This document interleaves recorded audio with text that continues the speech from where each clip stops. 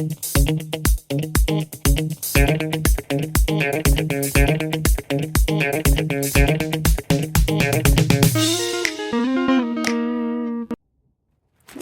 hi.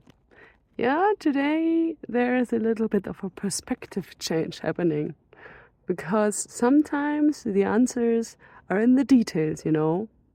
Will it be the case for the next question? Let's see.